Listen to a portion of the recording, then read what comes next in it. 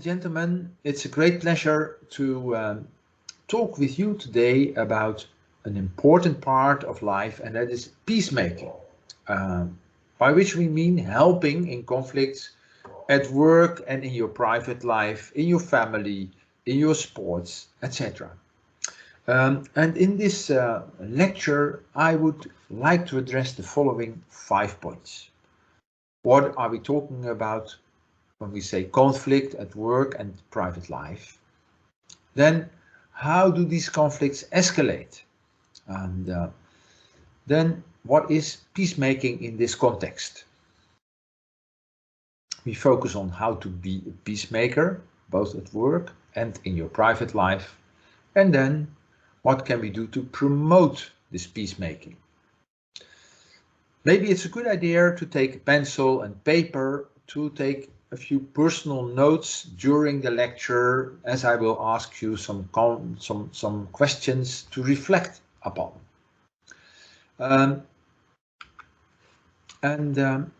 Well, first a bit of context.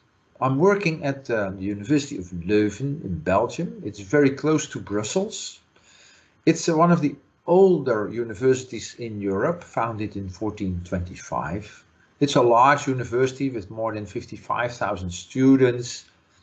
We have 19,000 staff members or a bit more, high ranked globally in the top 50, and on several years in a row we are considered to be the most innovative university in Europe. Well, that creates also a lot of pressure on everybody, because to perform means also to push, and that goes also with some healthy conflicts. Who am I?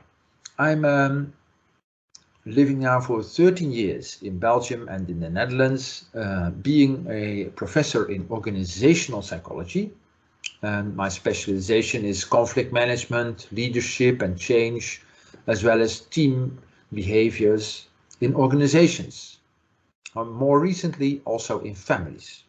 I'm chair of a research group with about 10% professors and 40 staff members. I was president of the International Association for Conflict Management, and in Leuven we have a center for collaborative management together with the law school, where we do research both from a law perspective as well as from a psychological perspective.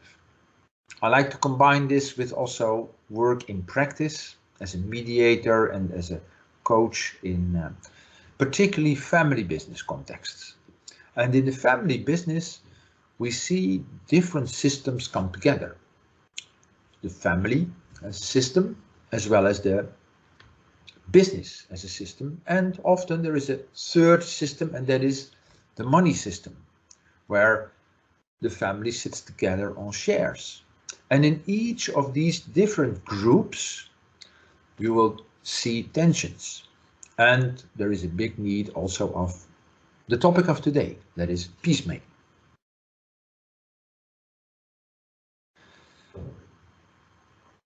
Recently, one of my PhDs, you see her in shining purple color, Innocentina Obi, defended her PhD on leaders as third parties in conflicts in convents among nuns. Also there, the sisters live and work in small communities 24/7 together, and of course then tensions arise. And the question there is then, how do the leaders respond to those tensions? So we also will address in this lecture a little bit on the leader as a third party. However, when we talk about peacemaking, that is not the first entrance. So, a few questions to you. Some of you might know that in different traditions and most world religions, making peace is seen as a gift of the gods or of God. And therefore are also sayings like blessed are those who make peace, which has a good reason. Now, you might want to reflect a bit about yourself. How do you look at yourself? Do you consider yourself a peacemaker? And what does that mean for you? What do you do? Can you remember some conflicts that you helped in, for example, or where you stepped in? And do you do that mostly in conflicts at work or in your private life, in the family, in your group of friends, maybe in the sports club that you're part of, or in the choir that you sing in, or in the church? Many groups that we are part of sometimes signal tensions, and the question is, well, who is then helping to release those tensions? Well, maybe you have asked and said, yes, I am sometimes a peacemaker.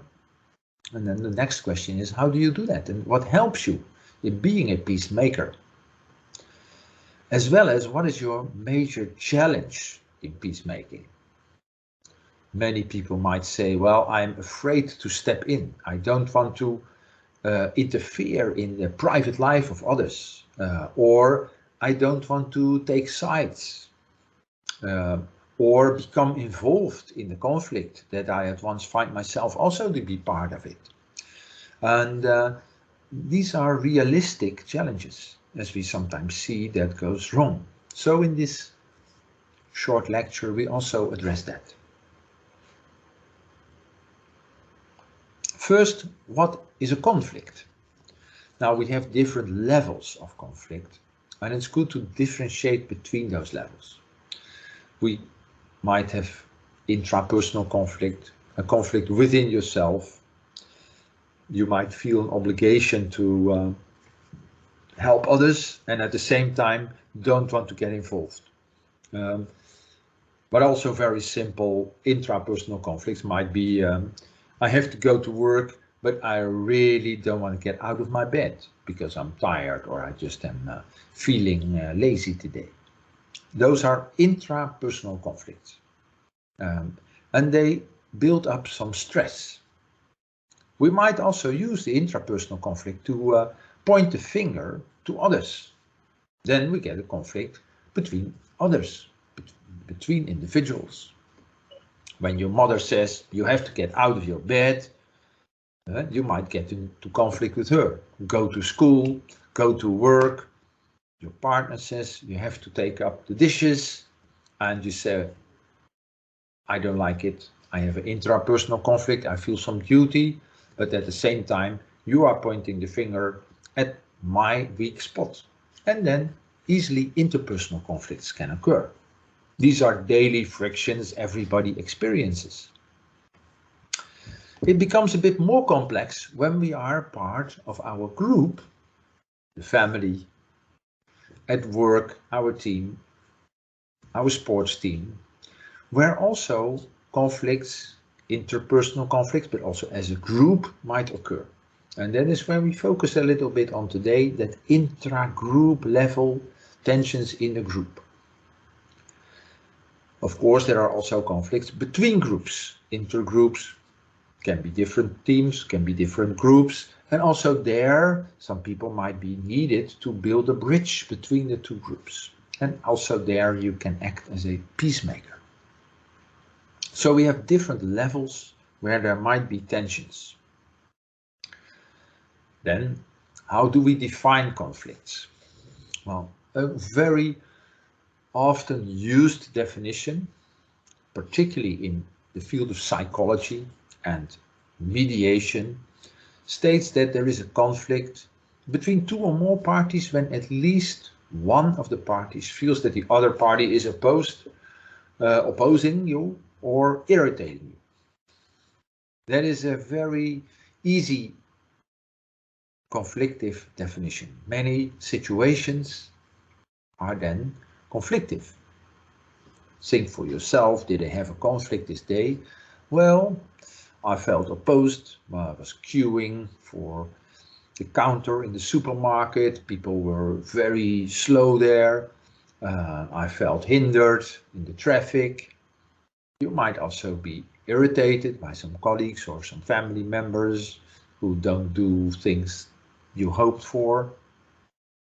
And that already senses that some of us are very sensitive to conflictive situations, and others are more easygoing, say, well, why do you bother? Why make it a problem? Why would it eat up on you? And people differ a lot in this respect. Also very important in this definition is that there is maybe only one party that is frustrated, feels opposed, and the other might not even be aware of it. It can be both rational and emotional, and it is also a subjective feeling. So a conflict is something that is subjective.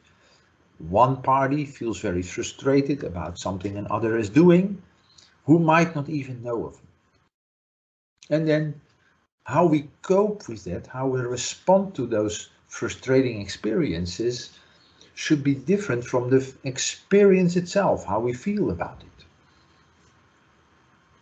Yesterday I was talking about a team where of teachers, school teachers, 4 school teachers, and 3 of the teachers were very irritated about one other teacher. And this teacher did not respect the agreements they made and was doing her own thing, however, could not see the problem. So she neglected the issue. And then the question is how to deal with those irritations. So it was a bit one-sided. Everybody was annoyed about her, but she did not even realize it. Of course, that will not help in finding any solutions. So when people say, well, I don't have any conflict, you might wonder, do they see the elephant in the room? You might know this expression, there is an elephant in the room, by saying, well, there is a big issue here that we might know, but we're not going to talk about it. It's too sensitive, it's delicate.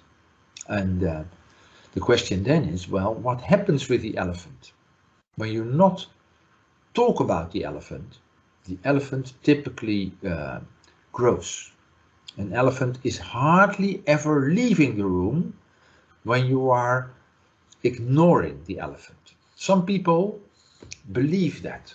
They think we just don't talk about it and the elephant will go away. Well, unless somebody passes away, the elephant usually is not leaving. Instead, the elephant grows and the atmosphere in the group becomes more and more tacky. People are tiptoeing. And then if somebody addresses it, then often it's too late and there is an explosion because the elephant has really gone big. So first important lesson is, when there are sensitive issues, find ways to address it.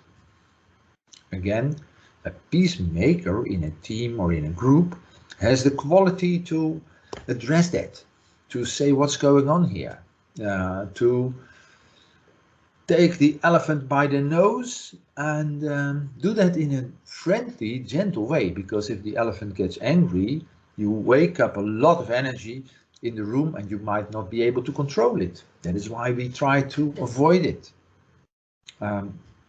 Peacemakers are people who see the elephant, but also realize this is delicate and how can we talk about it? Well, that takes quite some effort and energy. That brings me to another element here, and that is stress. We have to realize that conflict and stress are 2 sides of the same coin. When conflict rises, also our level of activation, our stress rises, which is normal, natural, and should not worry us, but there is a downside to it. When stress gets too high, we are not able to respond well. We become blocked, we get very focused, and we have only 2 responses. Shall I fight or shall I run? The fight or flight response, this is called. And that's a basic element in nature. That's not something for human beings, That's for many beings. When they get alerted, you have those two responses. Run away, hide, cover yourself, wait till the storm gets over, or go for it and fight because you're provoked. However, when it comes to conflicts in groups, that is usually not helping to build harmony, to bring people together. So you want to reduce the stress and start into what we call a problem-solving attitude. What is the problem here? There is an issue. Can we talk about it? What could be a solution? So if you're able to be a bit curious, you reduce the stress and you look for solutions. And for that, you also need a bit of stress. Basically, when the stress is too low, you are half asleep. It's too relaxed, everybody's happy, and you don't push to better outcomes. So don't worry about stress, but don't let it get too high.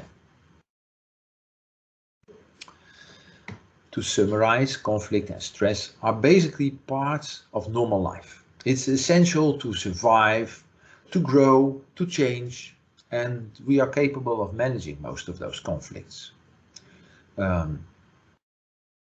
As well as conflicts offer a great opportunity, of course, to learn for yourself, and in your relation, as a team, as a family. But this last one is a bit tricky. Most of us don't like to learn and to talk about their conflicts. Easily we just want to smooth and move forward.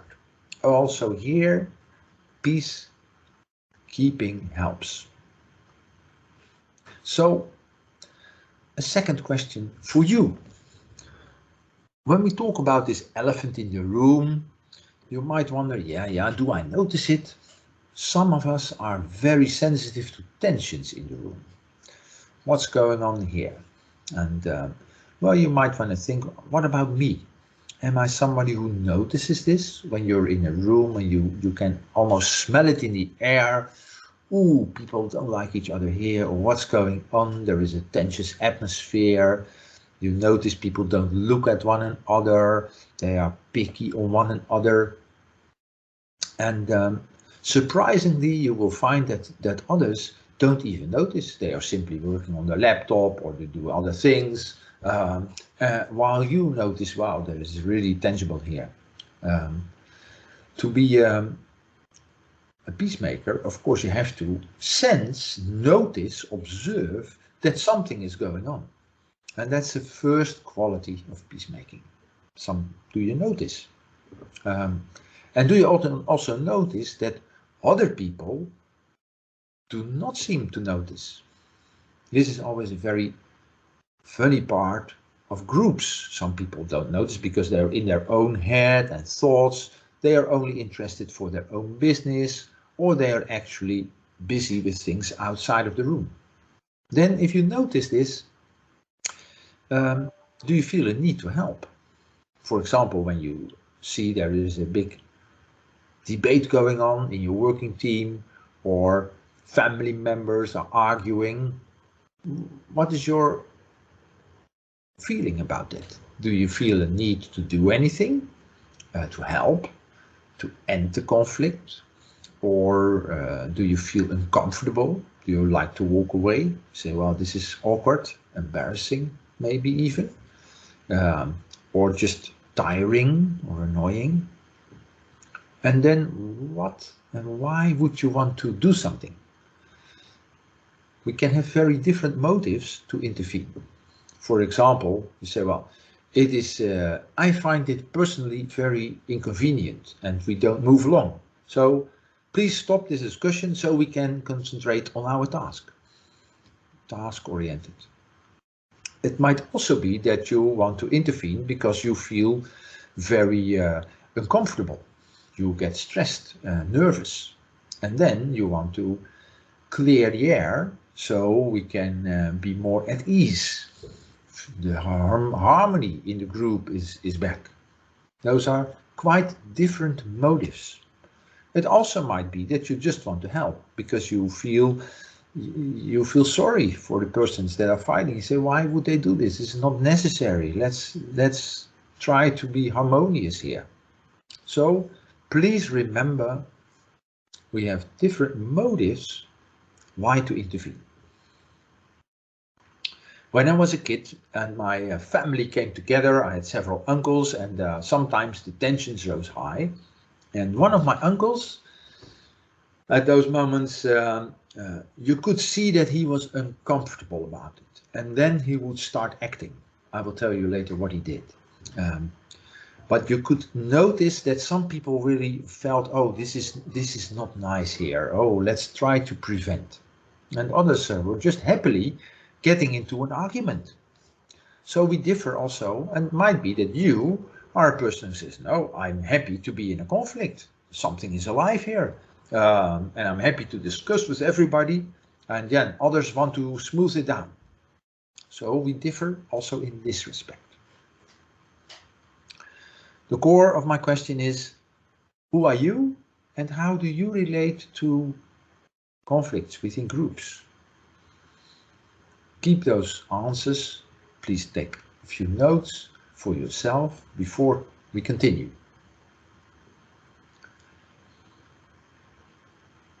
I hope you made a few notes, and now we continue on the question, what is peacemaking? Now, there are some confusing ideas about peacemaking. I've been working a lot with military peacekeepers, and sometimes they indeed wear big guns, as you see here. These are sometimes seen as heroes that bring peace among conflicting parties, but they do sometimes even wearing guns. Now, traditionally, when we look at the history of the United Nations, for example, when military was sent as peacekeepers, they were not allowed to wear any arms, because that is easily creating new problems. And they wanted to signal, we are here not as military wearing guns or other arms. The gun symbolizes power to enforce something. And we'll be back to that. But first of all, when it comes to peacemaking, it is not enforcing peace upon others. This is an important message because many people believe that they tell others what to do and then the conflict will be over. Listen to me and then this is all settled. That is not what we mean by peacemaking. Now you might wonder, well, okay, what is then peacemaking? Well, peacemaking, first of all, is a natural behavior in groups. And it's aimed to restore harmony in those groups.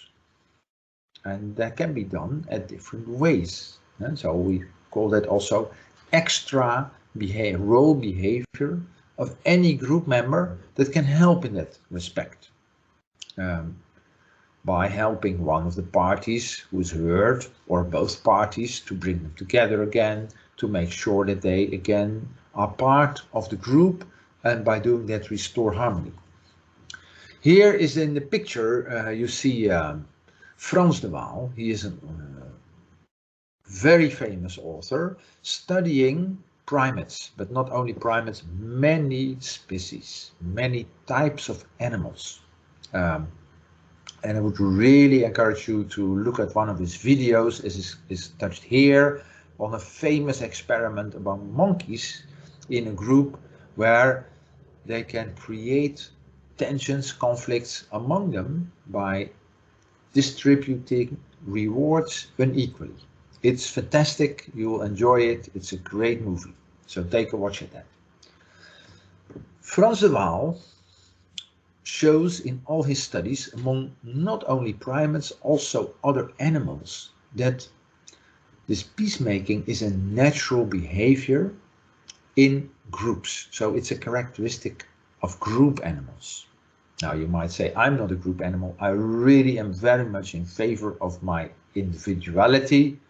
I'm an individual and I don't need groups.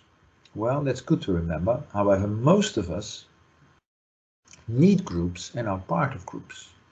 In the first place, your family, but also doing your work, you're usually part of a team. When you do some sports, it's usually in a group, and groups have specific functions. But of course, when the harmony in the group is threatened, then also the existence of the group might be under pressure. So, peacemaking indeed is important.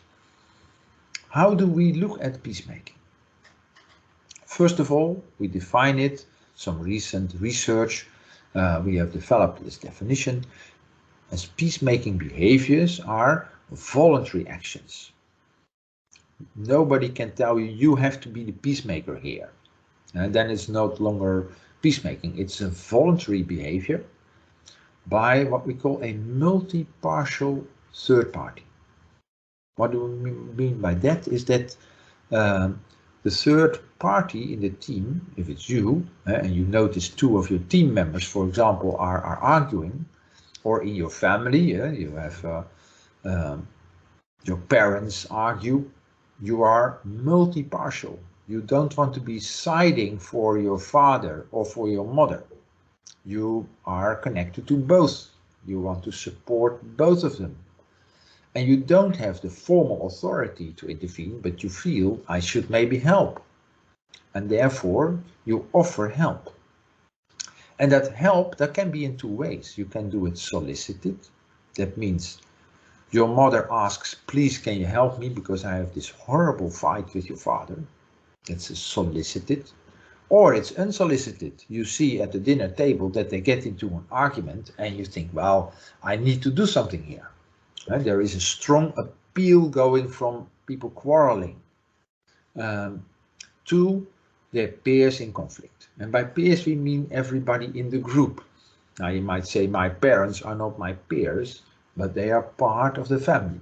And I suppose you are mature, so in a way we're all group members. There is not one in a formal bossy position. So we help towards the group, although we don't have any formal authority to do so. And these are voluntary actions. That means that they are also a bit risky. Maybe your parents would say, this is our conflict, stay out of it. None of your business. People sometimes get very angry when you try to help. So this is one of the reasons why we often are careful of intervening in a conflict.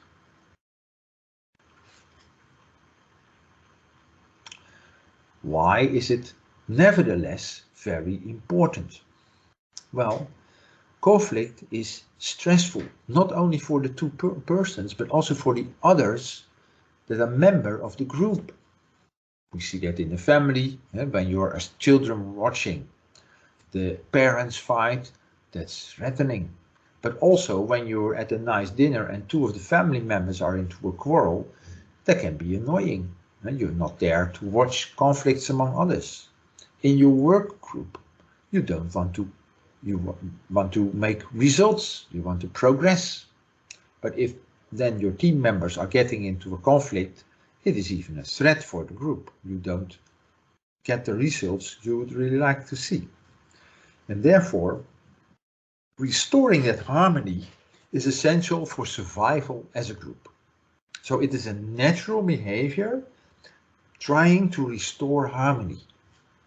That can be in different ways. You see often in groups that somebody is put to the test, told him what to do, how to behave, what are the norms in the group. And furthermore, there is also the connection and bringing in peace.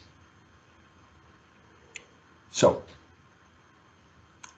how do we do that? There are 4 components which I would like to shortly discuss with you when it comes to peacemaking. In the first place, you're connecting to both sides. As a bridge over troubled water, you see we are trying to connect 2 sides and bring also the sides closer to one another. This is already a very important part, because what is a natural behavior in conflict in a group is that we tend to take sides. This is understandable, because in our work group, for example, a colleague will come to you, say, well, yes, I have very upset because I have this problem with John, my colleague. And of course, Marie comes to you because she likes you, you have a good bond. Otherwise, she would not come to you. So you'll understand each other. So you also understand the perspective of Marie better usually than of the other party, John. So then it's very tempting to side and go along. And we have done studies showing that in 7 out of 8 situations, people almost spontaneously take sides. Now, what is the result of taking sides? Is that the conflict escalates, becomes bigger. So the first part is that you say, sure, Marie, I'm so sorry to hear you have a conflict. What is your problem and what did you experience? Do you mind if I also check with John what his story is? Or how would you get along? So we show empathy, but we are not siding. This is a thin line between, on one hand, expressing our concern, our empathy, that we support, but not take sides in the conflict. And you can also say that to the other, well, I don't want to take sides, but I see that this is a problem. So we might want to talk about it. How can I help? So, and then you can go to John and say, hey, John, I heard there was a problem. Do you want to talk about it? I really am interested to hear your side of the story. Or find more subtle ways to address it. Second one in peacemaking is that we offer emotional support. Very important in conflict is that we are distressed. We already saw that.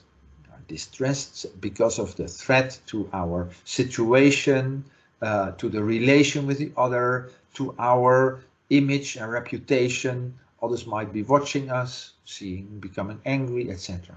So we feel also hurt often by the actions of the others that we perceive as unfair and unjust. So we connect to others to receive emotional support. And that is a very important function.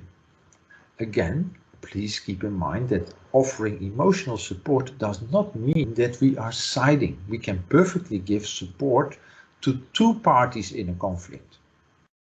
Unless you already have decided, well, what a stupid guy is this John? I'm really on the side of Marie.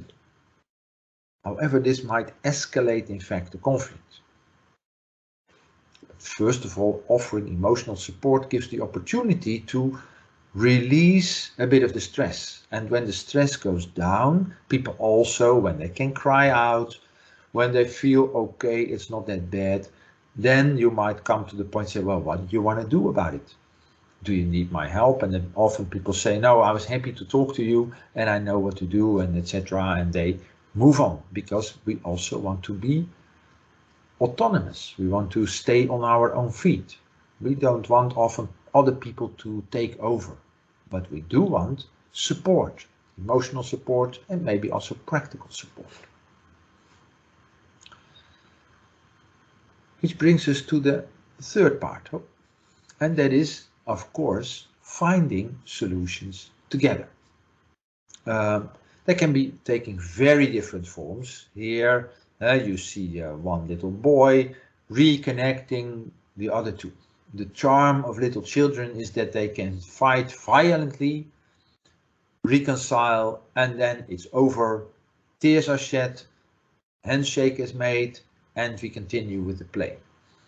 Now, somehow on the road, older people lose that capacity. They hold grudges. They avoid any further contact often. So reconciliation, bringing the people together, is important, as well as finding practical solutions, coming up with ideas. Now, please remember, in peacemaking, that doesn't mean that you all have to sit around the table. It can also be subtle suggestions to Marie, in our case. Say, Marie, what about this way? And then you don't have to sit all together. Marie can take it up with John and they can solve their problems. But you might have contributed in the back by some emotional release and by suggestions and exploring what could work for the two of you. Of course, you might also invite John to the table and say, let's talk together. What about this? But in practice, in many teams, people are very careful in doing that. And this brings me to the fourth point, and that is a bit of humor. Often conflicts fed our ego and we take ourselves very serious. Oh, look what happened to me and how badly it is. Now, if you have somebody who can make a joke, bring in some humor, take a bit of relativistic approach to your hurt feelings. Is it really that bad? And look, the sun is shining, and aren't we also happy people maybe? So making a shift really helps. In the literature, there is quite some study also in bringing in some humor as a diversion tactic. So now I come back to my uncle. When I was a kid and the tensions rose high in the family gathering, what would he do? He would simply take out his false teeth. Remember, he had false teeth. So he took out and he started imitating our grandmother who had passed away. And he could do so wonderfully. And it was a fantastic distraction. And by doing that, everybody started to laugh and forgot that they were quarreling already.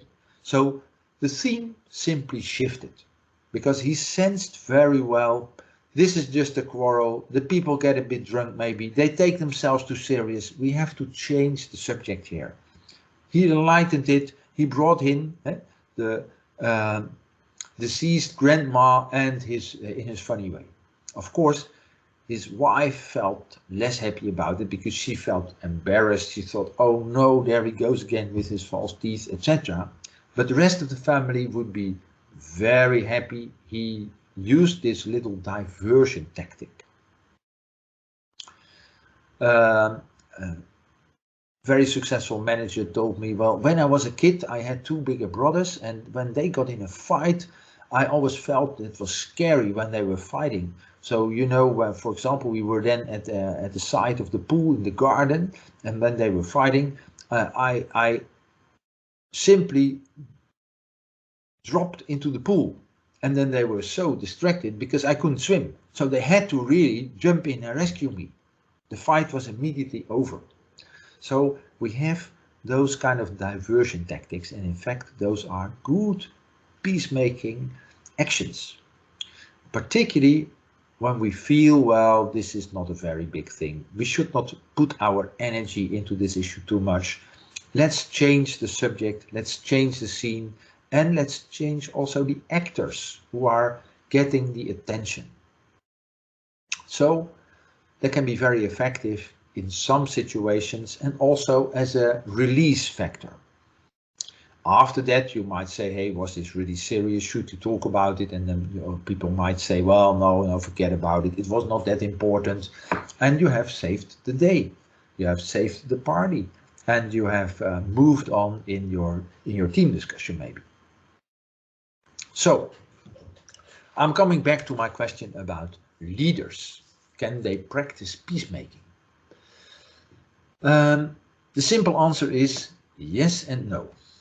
Yes, because they can practice the behaviors, and no, because they are, of course, also in an authority role, in a formal role. However, you might want to think a bit about the following situations. What did you experience, maybe as a child, about your parents when there was a conflict among their own children? How did they deal with it? Were they acting as peacemakers? That means not acting with a big gun, using their power, but maybe inviting children to work on their issues. And was there a difference when there were also children involved from different families in the playground, children are getting into a fight, how do the parents intervene? What do they do? Do they try to learn something to the children, or do they simply give a reprimand and move on?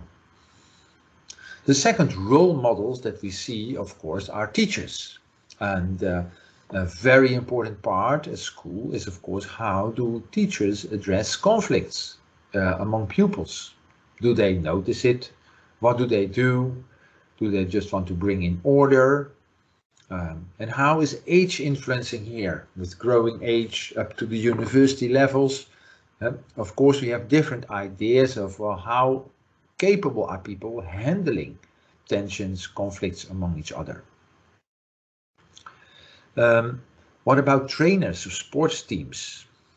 We just did a whole project with a professional soccer team where they wanted to learn more of the peacekeeping skills, in fact, because they say, well, we invest a lot in building up good teams, but sometimes they really crumble because of the tensions in those teams. So we need to develop the skills.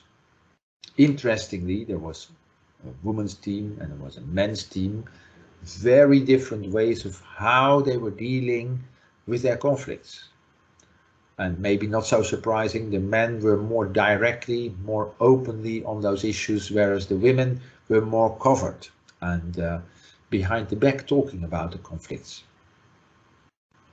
Whole different level is what do we see of police officers in community conflicts in the neighborhood when there is a fight between neighbors. Do they act as authority persons? Do they use their authority, or do they try to mediate? And when they mediate, some of the behaviors come close to what we call peacemaking behaviors. However, please remember that in all these cases, parents, teachers, trainers, police officers, managers have a different role. It's also often their task to act in this capacity. And so they have to use their authority to make a change. Now, can we learn peacemaking? Yes, absolutely. Here you see most famous Polish soccer player, Robert Lewandowski, and his family. Now, Robert emphasizes the importance of teamwork, of cohesion, but also is very grateful for his family supporting him. And having we know that from all sports, if there is disharmony in the family, it influences also how people act in their performance at work, in this case playing soccer. So what do we teach our children? How do we behave in the family is how we learn peacemaking or how not to make peace. As in some families, the practice is we yell at each other, we do not reflect, we don't talk about it, we don't integrate. And in those cases, of course, we learn to escalate. We learn to avoid conflicts. We learn not to address it. So the question is, what do we take with us on our journey through life? Important to remember is that we also transfer these skills from one situation to another. What we learn at home, we also take with us to school. What we learn at school, we also take with us to the sports club, to the university, to our work. So therefore, it's so essential that we reflect on how do we educate at the young generation.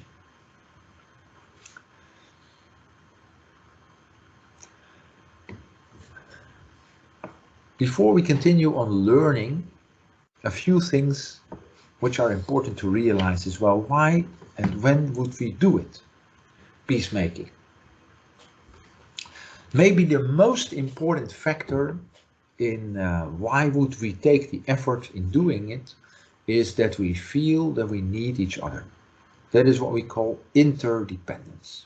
So when we really need each other as these ants building the bridge, reaching the honeypot, also we feel that a conflict is a greater threat.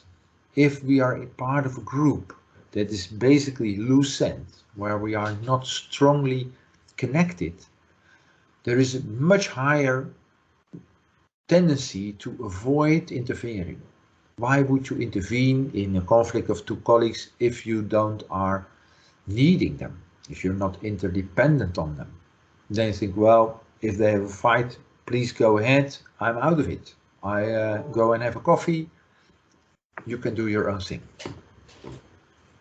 So this interdependence is a key element, and if we build strong teams where everybody feels that this is a valuable group, that is an important team for you, then also people will work to restore harmony. Otherwise, people will tend to leave the group or think, well, I will see how things go here. Leaving the group is easy when the group is not important for you. So restoring harmony we only do in those situations that we believe this is important, this is part of my life. And nowadays, many of us are part of too many groups at work, in private life, and the boundaries of that group are also complicated. That means also it's unclear why you should take action. And this is a classic phenomenon in social psychology, is that we look at others and say, well, I better stay out of it. I don't know what's happening, it might be threatening to me. And this is actually true.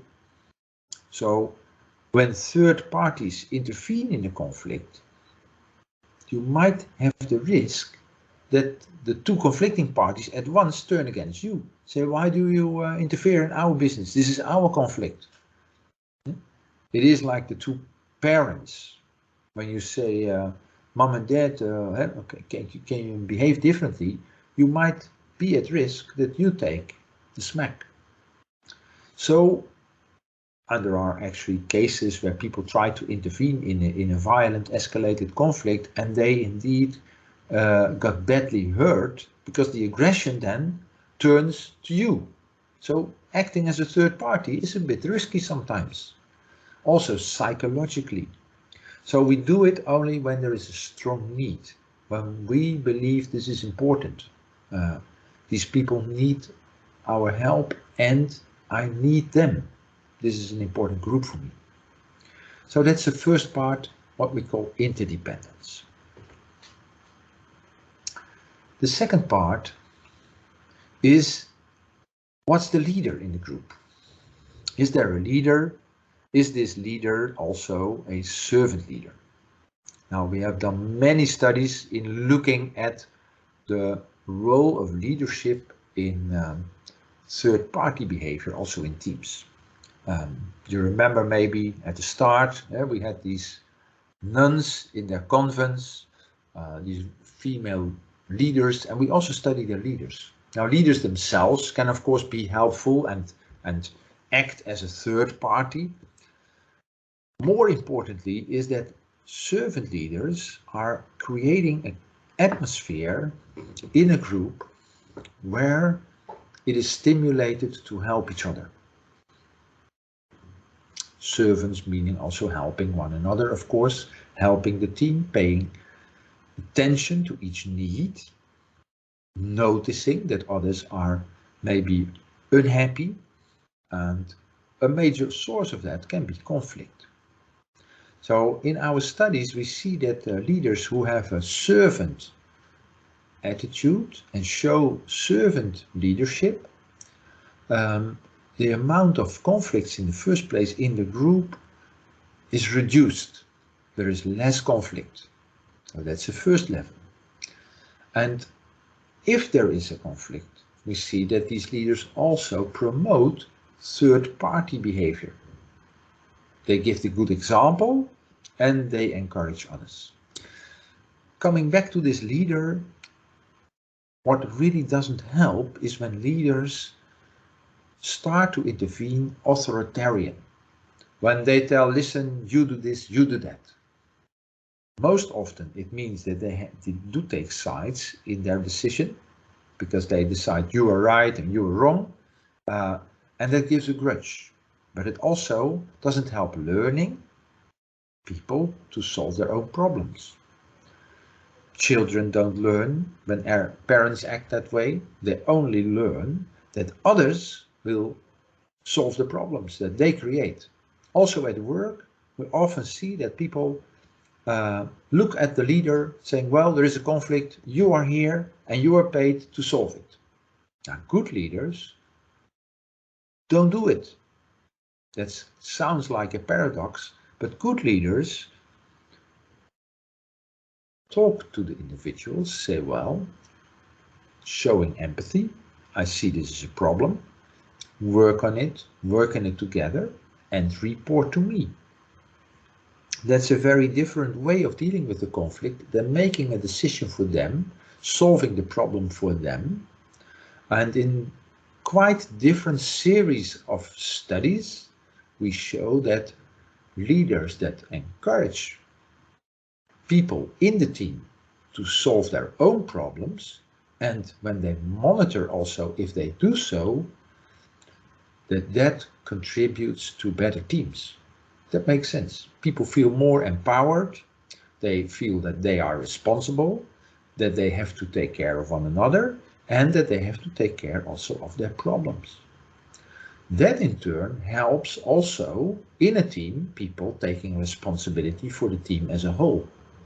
Now we all know that it's much easier to talk about a problem to a dear colleague that we trust, that's a good friend maybe, than to go to your boss and say, well, there is a conflict going on here, with the risk that the leader takes over. So, to summarize this point, it is key that a leader stimulates awareness of conflict, helps team members to search for solutions, to talk it over, to take time for each other, and monitors if a result is reached. However, not deciding for them. That is only needed when the conflict really is escalated and it's got out of hand. But this is usually not the case when the conflict stays small.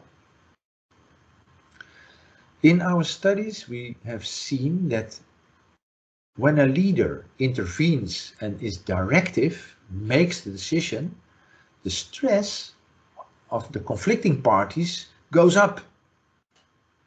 So, that goes for children with an angry parent who intervenes and tells them what to do. They feel feared, they feel ashamed, they feel that they are incompetent.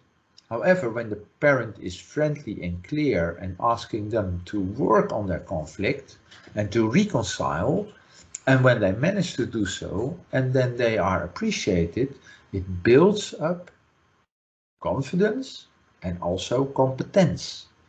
And that is good for the group.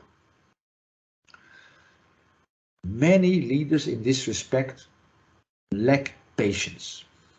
And that is maybe a third part that is needed as a condition to promote peacemaking. But maybe you first, before we move on, to reflect for yourself about, do I have examples of leaders who were acting in a peacemaking way? Servant leaders that helped me grow, that stimulated me to solve my own problems, and who asked later, well, how did it work out? And what did you learn from it? Please try to recall at least 3 examples for yourself of such situations and see what was the meaning for you of those situations. Did it influence you in how you deal with that yourself? If you have those 3 situations of role models for you, my next question is, well, what about you? You in your role as leader, how do you act? Are you acting to stimulate peacemaking? Are you acting to empower the people that you keep now in mind, maybe first take a look at your family. How are you doing in your family? Are you the one intervening and saying what people should do? Or are you somebody who is inviting people to find and work on their solutions? And is also interested to know what is the solution, because that shows that you're interested in them. That's in the family. What about your social life at sports clubs, in the neighborhood, in the community, in your choir or music group, etc.? Are you somebody on the side? Are you maybe in a leader role? So think of leader roles that you take there, and how do you encourage their peacemaking when there is a tension? This is often a more complicated role because it's unclear who is going to do what. And then what about work? Maybe you are a leader yourself, or a teacher, or you're in a coaching role. How do you do that? How do you practice these skills in that situation? Again, are you empowering? Are you stimulating reflection? Are you taking sides maybe, or not? When is the last time you took sides, and what was the effect of that? These are all important reflective questions, and well, you should take a few minutes to think about that. And normally, of course, when we do this in live situations, we would work on that, but now you put the video on hold and take a few minutes to think about it. Or when you go for a walk, reflect. The third part, also a very important condition to promote peacemaking, is bringing in a bit of time and relaxation. As I said before, tensions go up, and stress is rising, and the temperature in the room rises, which makes it very difficult to, at the same time, even get your brains at work for listening. So when our temperature is getting too high, we cannot process well information. We are also not able to think in new solutions. This is simply a physical limitation. So stress is nice and good until a certain point, and there is plenty of evidence for that. When we are really red in the face, we become agitated, and it blocks parts in the brain. And we focus on the other, and we only hear those words that are confirming what we already knew about the other. And usually that is that the other is wrong, is stupid, is very much against you, etc. So we confirm our own negative ideas and our biases, and the temperature goes up further. So a third party witnessing creates a bit of time and relaxation. It really makes a difference when you say, well, folks, let's take a break. I think we all have a bad day, we're all tired. This is a conversation we should not take here, not now. And an important side effect of intervening in that way, when you notice the temperature is getting too high and you simply say, let's stop this discussion, can we take a break please, or do this tomorrow, is that you prevent people from hurting themselves.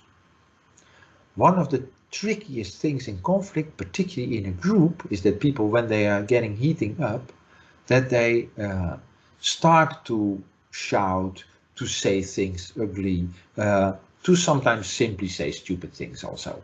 And then afterwards they feel embarrassed. They have lost face. Others think this is really awkward, that people are not in control of their emotions, for example. This differs in culture, but it is a general feeling, well, somebody is crossing the line here. It's not nice. It's not good for the group. So when you sense that, and you're not able to jump in the pool or take out your false teeth, you might simply say, let's take a break, relax please. And actually doing it also. So that means you fold your points together and say, well, I think this is a useless meeting for the moment. I think this is not the right time to do it. And I think we better talk this over tomorrow morning and use our time now for better things. And you close and you leave. It's tricky, but it's much better. I am witnessing too often situations and team sessions where the discussion goes on too long and it's going nowhere. And then somebody tries to force on a solution, and that is also not helping them. So try to bring in a bit of peace and time. Of course, what you can also do is invite everybody and say, well, and let's talk it over later. Let's go for a beer. Let's go for a drink or a tea or a coffee or whatever suits you. And also culturally, of course, very different. Root beer. Let's have a drink and talk it over. And that also might mean that you say, well, the two of you, please, maybe let's the three of us have a beer, and now what was this all about? When you change the scenery, when you change the setting, when you reinforce something positive, people feel free to change and to talk about their issues in a different way. And I've seen often that with a team, in the evening at the bar, people at once work out their problems in a very different way, particularly when the issues are more on a personal level, and you bring in a little humor there, you give them both a beer, that might be already a game changer, where the climate is okay, and people take themselves a little less serious, as well as try to understand the other, where she or he is coming from. And when you reach that point, so you might simply change the subject and I invite people to tell about their family or their private life, or not on the conflict issue itself, but making a bit of context. As we often don't know much about each other, particularly not colleagues. At today's workplace and work pace, we are often not having the condition to deeper understand each other. And that is really a problem when there is diversity at place. And when people are diverse, have different backgrounds, different beliefs, different opinions, and you don't work on it, you don't understand also what you have in common, there is more rise for conflict. So peacemaking in that sense is also a bit prevention, is sharing a beer, is doing nice things together, paying attention to the non-conflictive issues that are connecting the team, that are nice to deal with. Finally, how to learn peacemaking? Well, it's a bit like drinking the beer. We see here a toddler already also wanting to go for the drink that his parent is showing here. Luckily, the parent takes the big sip, but the child really is eager to go there. The most important part here is that we copy, we look at others, and this is simply learning by watching, social learning. Of course, we can do different things, but please remember that actions speak louder, of course, than words. What is the practice you've seen at home, at school? What is the manager demonstrating? If she or he, as we have seen before, is a servant leader, it will be much more easy to copy those behaviors and also serving your teammates by intervening. It's funny to notice there are many programs, as you see here and also in the next slide, on peacemaking for children. There are programs at even preschool level where little children can be trained how to act as a mediator in little conflicts. And it makes sense because famous child psychologist said, well, when you have a 2 or 3 year kids, they go through their rage phase and they can be very angry and stubborn. If they would have the size of adults, then all parents would be killed instantly. So it is a growing phase where we learn many social skills already from the age of 2, 3. Going through that phase, we have to practice at school, and luckily, and I'm really praising many good educational scientists, pedagogues, to make programs at school where children learn to communicate in a non-violent way, where they also learn to eat together, offer help, find solutions, say stop in a respectful way, or apologize, say sorry, where they are also able to ask for help and even refuse to fight. So it's a spectrum of skills that children are learning, and I can only hope that you select and find schools for your children where they learn the importance of these skills and that they put it into practice, because what they learn there, they will benefit for the rest of their life. Also, quite some studies show that kids who have learned these skills feel better about themselves. They feel more competent. They are less afraid of conflictive situations because they know what's going on and know how to deal with it. And they develop more self-awareness also to find out, well, where are my red flags? These are important skills which we often need to develop when we are 30 in a workplace. Well, then it's late and much more difficult to develop. And we try to even forget those skills because we believe now we are in the big world and here different rules apply. And that's simply not true. In the workplace, the basic same rules apply. And we can practice this. So from preschool through school, but also in the workplace, we can learn peacemaking skills. And I can only, of course, encourage you to do that and to promote it, to invest in it. In my view, this is one of the most important skills that we need in today's also working practice. Not only in the family and in our private life, but also in our working practice. How to learn these peacemaking skills. With that, I come to a conclusion. How to be a good peacemaker. How to promote that in the workplace? I would say yes, invent, take time, value peacemaking, also as a very practical part of the working space, stimulate, invest in it. If you are in a works council, if you are a leader in your organization, invest in peacemaking. It's the best preventive action you can take for bullying, for incivility in the workplace, for a positive team climate, and also for people feeling at ease and at home in your organization. Be like a little child, see yourself as somebody who needs and wants to learn these skills. And I can guarantee you, we are never too old to learn these skills. My mother, 88, says, I have to learn every day. And I can only endorse her saying in this. So that is my wish for you. Practice and keep learning these beautiful skills. And then I hope you enjoy each group that you're part of, also when conflicts emerge.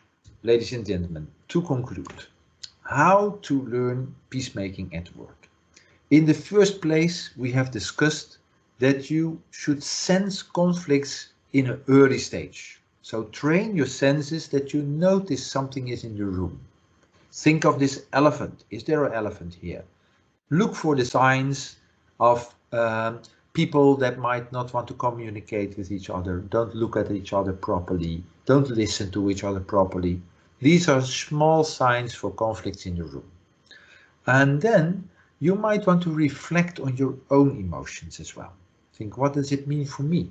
How do I relate to this? Does it impact our team? Is it something that I should take serious, or can I make a little joke about it? That brings you to select your strategy. We should not always take ourselves too seriously. So you might want to select the strategy and think, well, what is appropriate here?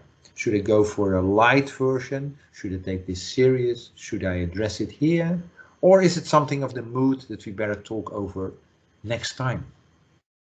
And then finally, always ask parties what they need. You might have an idea.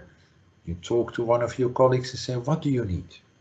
And I'm always surprised that many people are really in need of being autonomous, but a little support, emotional support, and some ideas, some suggestions might get them on their way of empowerment. And that, I hope, will help you to be a peacemaker. Enjoy!